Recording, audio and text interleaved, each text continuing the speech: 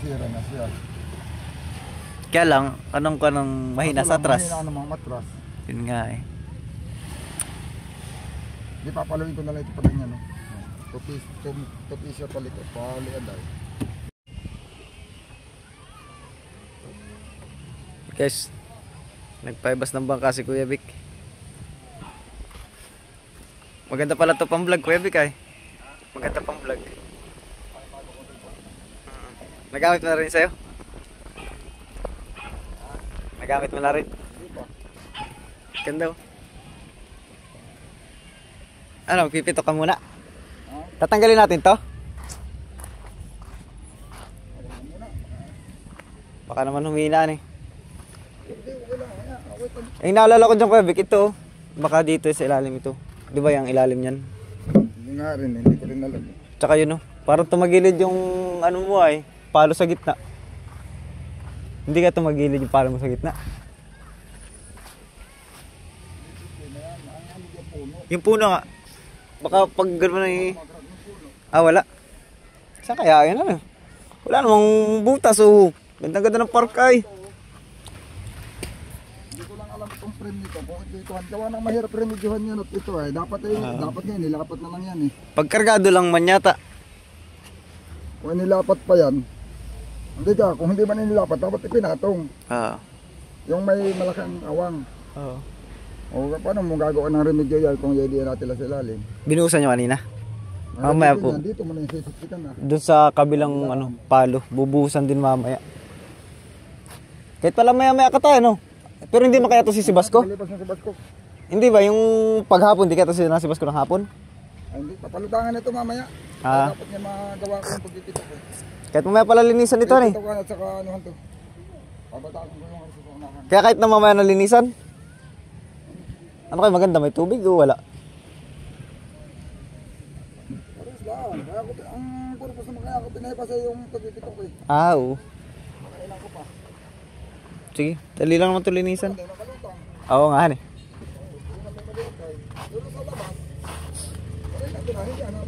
Oo, para linis talaga ang ganda sa ilalim mo. Wala palang ganong sisi ito. Lumot lang at 4 na araw lang kayo ay.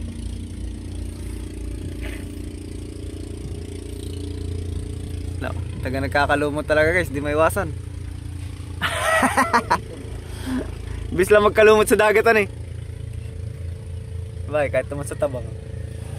Bilis at tanggalin niya no? Oh, guguhit nga lang. Kaya pala parang walang dala. Eh pwede na itong pitukan ko eh. Kaya parang ulan yata ng malakasan eh. Ang haba. Sira na siya. Kaya lang, anong mahina sa atras. Mahina ang mga matras. Yun nga eh. Di papaluin ko na lang ito pa rin yan. Tupis siya palikot. Paliaday. Dito talaga dapat ito. Ewan ko bakit ganito na. Ibang style. Dapat naman yung dati na yung forma. Dapat yun, nandito itong dulo nito. Oo. Lumiya doon na. Ibig sabihin maliit pa pala ilisig nyo nun eh. Malakas pala yung makina na yan. Hindi, segundo lang. Busing, wala ko ng problema busing.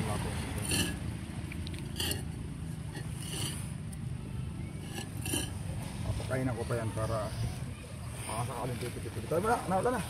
Nawala na nga. Tayo mo na sa bahay. Oo. Kasi yan. Sunod ako doon, may silungan naman dito.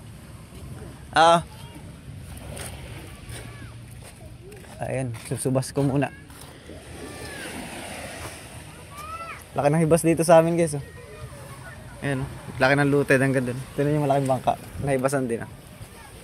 Ayan. Oh. Kaya dito sa amin guys, maganda rito pagka magbabara ka ng bangka. Paibasan mo lang ng umaga. Tapos gawin mo yung mga gagawin mo sa gilabas ng bangka mo. Pagdating ng hapon, ayos na. Yun yung mga major con lang problem. Pero yung mga yung mga kunting problema wala. Pero yung mga malalaki, halimbawa papalit ng parka, ay itataas mo talaga. At baka mamaya hindi matapos magpapalit ng parka maghapon ay abutan ng high tide. Ay sila nga, nahibasan din. Oh. Kung pa to, ang height, ang low tide kanina nag-start ay alas 9 yata eh. So ito, baka ito maya-maya pa ito eh. Mag-high tide ito maya-maya, mga alas 3. Ayan ang aling talian ni Kuya Vic, oh. Lapit lang. Ayan, oh. Lapit lang.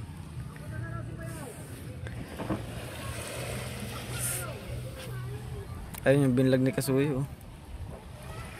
Ayan yung gawa ni Kuya Adonis.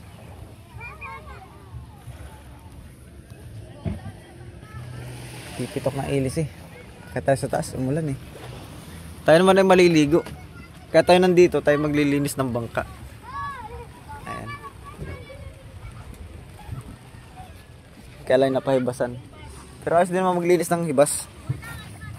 Para hindi na pasisid-sisid. Ayun. Kaya ito ay nagpalutide si Kuya Vic talaga. Nagpasadsad ng bangka. Ay yan, pipitukan yung ilis eh. Tapos chichikin kung may tilas yung bangka. Pero wala naman tilas. Wala naman siyang tilas. Kung lang siguro nung kargado, parang pumasok yata dun sa ano, dun sa manhole sa unahan.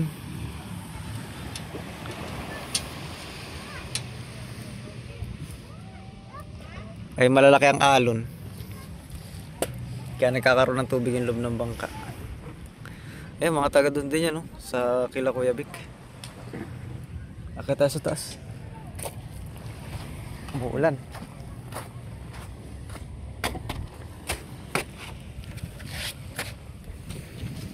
Yan!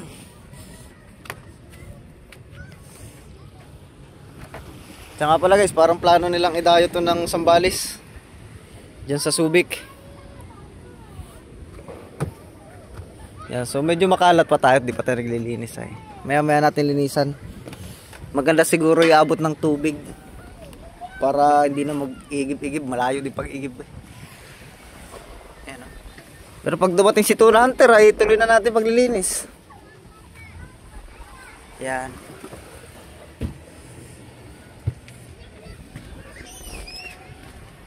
Yun, oh. Nakasibas ko. Amihan na ang hangin guys, amihan na. Yan naman ang kandito guys pag amihan. Lantap naman dito sa tapat namin. Yan, kasi yung hangin pasalubong naman dyan sa dagat.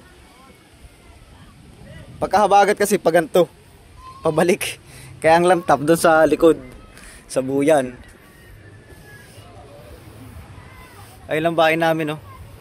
Ganyan lang distansya ng bahay namin ni Kasuyo, ayun, oh. Yung tapat ng dilaw na bangka na yun. Yan, yun lang amin. Yan lang kalapit bahay namin kasi.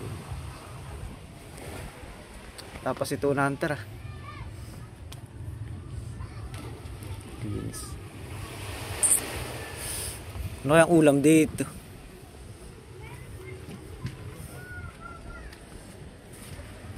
Ito lang mga gamit ni Chong, oh. Ilang kagandahan dito guys, walang nangingialam na taga rito. Kumbaga walang talo-talo ba. Yan, generator at dito lang, oh. Pero siyempre kailangan pa rin bantayan para ingat din. Mas maliit pala itong generator nila ngayon, 4.0 lang, oh. Horsepower. Pero mas mahal siya kaysa dun sa unang binili nila Kasuyo. Ito nasa 10 yata to eh. Yan, oh. Nasa 10 ito. Pero maliit lang siya. Mas mahal. Ibig sabihin, mas kalidad ito. Mas mahal ay. Ano kaya ito? Ah, wala sila ng luto. Lilinisin na rin natin yan mamaya. Ayan. Ayan, nasubas ko. Ayan, so yan guys. Pasyan muna ang pasilip dito kay Triple C. Habang naghihintay tayo at paglilinis. Ayan. Yan, mula na. Lakas.